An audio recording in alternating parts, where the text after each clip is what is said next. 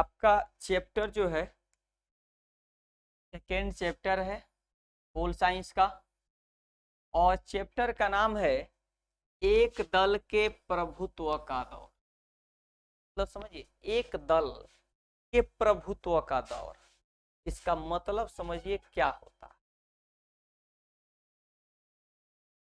एक दल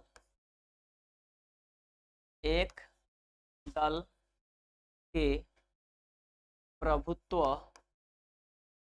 के दौर, मतलब ये है कि इस भारत देश में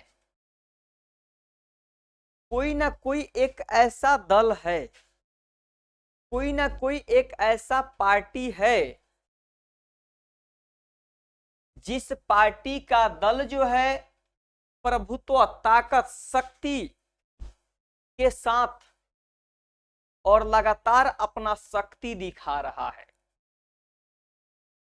तो वह अभी तो बीजेपी है, लेकिन जब देश स्वतंत्र हुआ था तो उस समय वह कौन सी पार्टी थी जो लगातार अपने शक्तियों को प्रदर्शित कर रही थी, अपने ताकत को दिखा रही थी, और लगातार इस भारत देश में अपनी सरकार बना रही थी और लगातार जीत हासिल कर रही थी।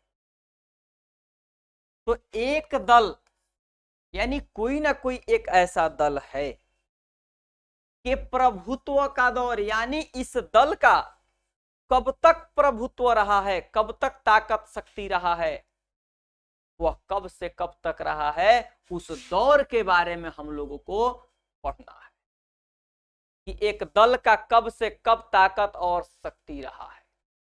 तो चलिए हम लोग देखते हैं। उससे पहले थोड़ी सी कुछ बातें हैं, आप लोग बताइएगा। सबसे पहले तो आप लोगों को पता है कि देश में सभी नेता, जिस प्रकार 1885 में कांग्रेस पार्टी की स्थापना हुई और 1947 में हमारा देश जब स्वतंत्र हुआ, तो कांग्रेस पार्टी जो थी सबसे पुरानी, सबसे बड़ी पार्टी के रूप में उभर कर आई। और जितने सारे हमारे आजादी के दौरान के बड़े बड़े नेता थे, वे सारे नेता किस पार्टी में शामिल थे? तो कांग्रेस पार्टी में शामिल थे। अब जब कांग्रेस पार्टी से बात हुई तो कुछ कोई ऐसा मुद्दा हो, तो ऐसे मुद्दा थे जिस पर सभी पार्टी के नेताओं ने अपनी सहमति दे दी थी। वो दो बातें आप लोगों को पिछले पाठ में पढ़ा चुके हैं। एक था कि हमारे नेता इस बात पर दृढ़ थे कि शासन कैसा चलाया जाए, लोकतांत्रिक तरीके से चलाया जाए, यानी देश में राजतंत्र नहीं होगा, देश में बंटवारा नहीं होगा, देश चलेगा और लोकतांत्रिक तरीके से हमारा देश चले। ये सभी देश के नेताओं का कहना था और सभी ने इस बात पर मोहर लगा दी। दूसरी एक और बातें थी कि सबको एक समान अधिकार दिया जाए, किसी को गरीब और अमीरी देखकर काम न किया जाए। दो बातें थी। लेकिन इससे पहले जब हमारा देश 1947 में आजाद होता है तो सबसे बड़ी चुनौती थी कि आखिर इस देश को चलाने के लिए कुछ नियम कानून चाहिए। बिना नियम कानून के तो कुछ नहीं चलेगा। जैसे आप लोग आते हैं क्लास में, उसका भी नियम है कि कितने बजे आना है, जाने का भी नियम है। तो बिना नियम कानून के देश चलाना संभव नहीं था। तो सबसे पहली आवश्यकता थी संविधान को बनाना। किस चीज की आवश्यकता थी? तो जब हमारा संविधान बनना शुरू हुआ तो हमारा संविधान कब बन गया था? 26 नवंबर 1949 को हमारा भारतीय संविधान बन के तैयार हो गया था। लेकिन इसे लागू कब किया जाता है? 26 जनवरी 1950 को। भारतीय संविधान कब बनकर तैयार हो गया? लेकिन भारतीय संविधान को लागू कब किया जाता है? मतलब समझ लीजिए, नवंबर के बाद दिसंबर और जनवरी, लगभग कितने वर्ष, कितने दिन के बाद? लगभग, तो देखिए बनकर कब तैयार? 26 नवंबर 1949। लागू कब हुआ? लेकिन एक चीज और याद रखिएगा, उस समय शासन अंतरिम सरकार चला रही थी। अब देखिए अंतरिम सरकार क्या होता है? अंतरिम सरकार समझिएगा, आपको पता है बुआ कि हम स्वतंत्र हुए 47 में, संविधान बना 49 में, लागू हुआ 50 में। आपको ये भी पता है कि पहला चुनाव हुआ 1952 में। अरे 51 से अक्टूबर से शुरू हुआ था, 52 में समाप्त हुआ। तो पहला चुनाव भारत में कब हुआ? 1952 में। एक बात बताइए, जब स्वतंत्र हुए 47 में, संविधान बना 49 में, लागू हुआ 50 में, लागू हुआ 50 में, फिर हमारा चुनाव, पहली चुनाव हुआ 1952 में। 47 से 52 के बीच में आखिर इस भारत पर शासन किसने किया? राज कैसे किया गया? प्रधानमंत्री किसको बनाया गया? इस बात की हमें जानकारी चाहिए। बिना चुनाव हुए यह देश 1947 से 52 तक कैसे चला? क्वेश्चन बनेगा कि नहीं बनेगा बुआ? आप लोग सब कोई जानते हैं कि सर हम लोग 1947 में आजाद हो गए, ठीक है, इसमें भी कोई दिक्कत नहीं। लेकिन आप ही ने कहा कि 1949 में संविधान लागू हुआ, बना, 50 में लागू कर दिया गया। पहला चुनाव कब होता है? 1952 में। तब बिना चुनाव कैले सरकार कैसन? तब फिर हेकरा बीच में भइल का? 47 से 52 के बीच में का भइल? तो एकरा के कहल जाला अंतरिम सरकार। अंतरिम सरकार किसे कहते हैं? तो आपस में समझौता करके,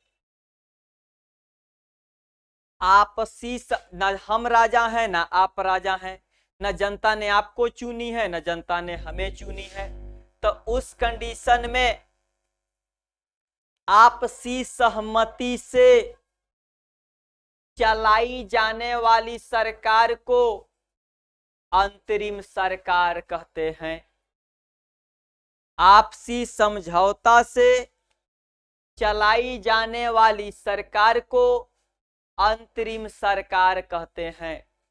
तो 1947 से 52 तक किस प्रकार की सरकार चली? अंतरिम सरकार चली। बोल बबुआ, बात समझ में आया कि नहीं आया? कोई दिक्कत? अब जब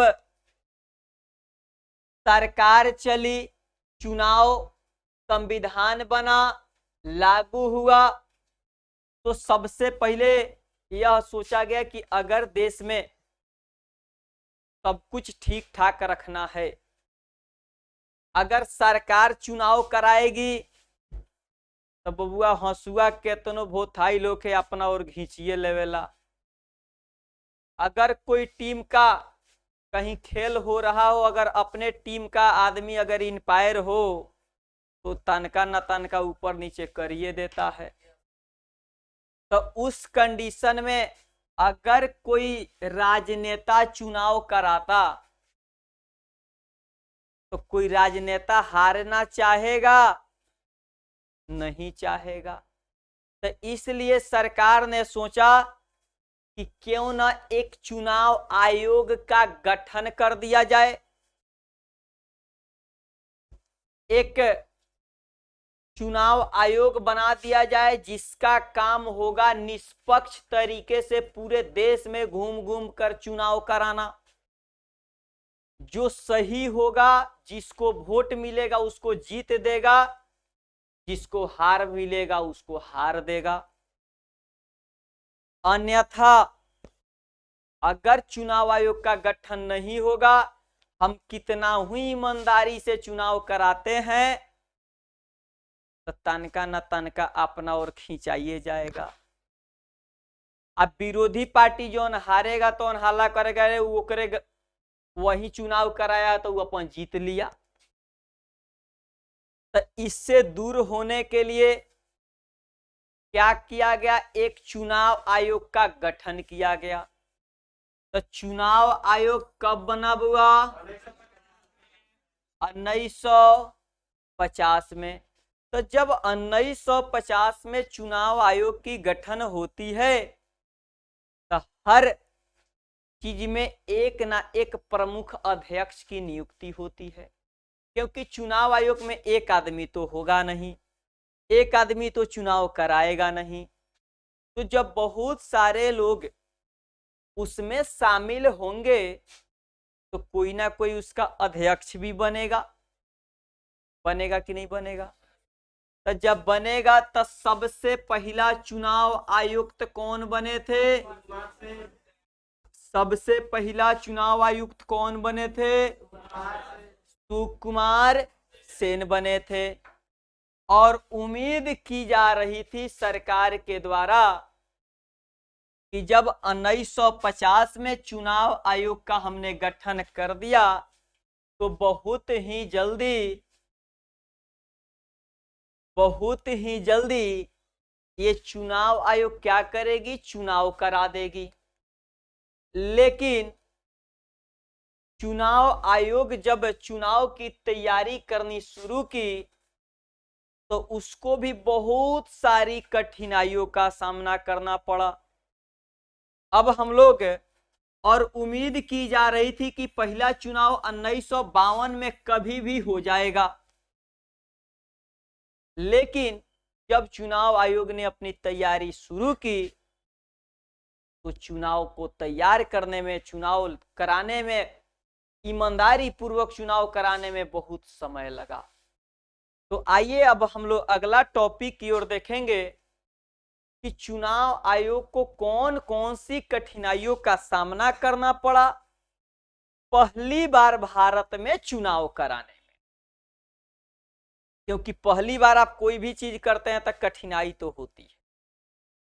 तो समय का ध्यान रखते हुए इस टॉपिक को आज यहीं पे रोकते हैं और आप लोग कॉपी निकालिए, जितना पढ़ाए हैं उसको नोट करा देते हैं।